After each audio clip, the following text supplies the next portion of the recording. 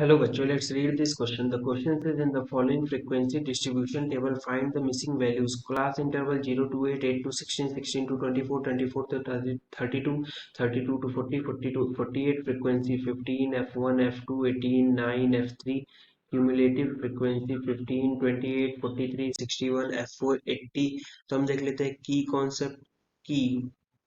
Concept तो की concept में हो जाएगा क्यूमुलेटिव क्यूमुलेटिव फ्रीक्वेंसी फ्रीक्वेंसी आखिर कहते हैं किसको है तो सिंपल है कि it is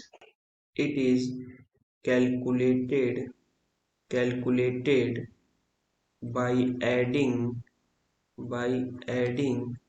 each frequency from a frequency distribution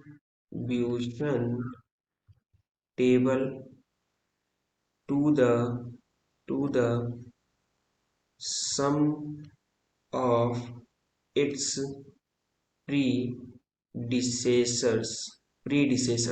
अच्छा, यहाँ पर आप देखो क्या है कि जैसे मान लो यहाँ पर 8 to 16 के लिए हमें 28 दिया हुआ, तो कैसे निकला होगा? सिंपल है, फ्रीक्वेंसी आप जाओ आप 15 प्लस F1 मिल करके हमें 28 मिला होगा। फर्स्ट क्लास इंटरवल के लिए फ्रीक्वेंसी और क्यूमुलेटिव फ्रीक्वेंसी सेम होता है। 16 to 24 के लिए 43 मिला है, तो ये कैसे मिला होगा? 15 प्लस F1 प्लस F2 करके मिला होगा। ठीक है, तो ये कॉन्सेप्ट है।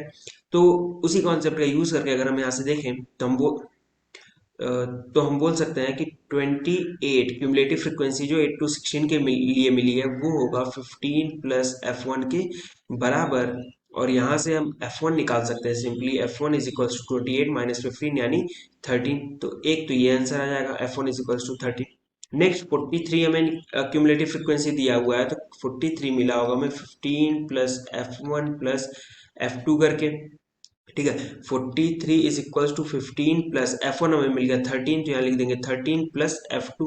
तो F2 इज इक्वल्स टू हो जाएगा 43 माइनस 28, और यहाँ से आ गया दिस इज इक्वल्स टू 13 में से 8 जाएगा 5, 3 में से 2 गया 1, तो F2 इज इक्वल्स टू आ गया 15, और ये आंसर हो जाएगा। ठीक है, नेक्स्ट आप देखो, तो जैसे F3 सॉरी पहले F4 निकाल लेते हैं। तो F4 कैसे निकलेगा? सिंपल है कि इसके पहले 61 जो था वो क्या रहा होगा? 61 रहा होगा 15 plus F1 plus F2 plus 18। F4 क्या होगा? 15 plus F1 plus F2 plus 18 plus 9। ठीक है, तो F4 बेसिकली मैं क्या लिख सकता हूँ? 61 प्लस 9 लिख सकता हूँ।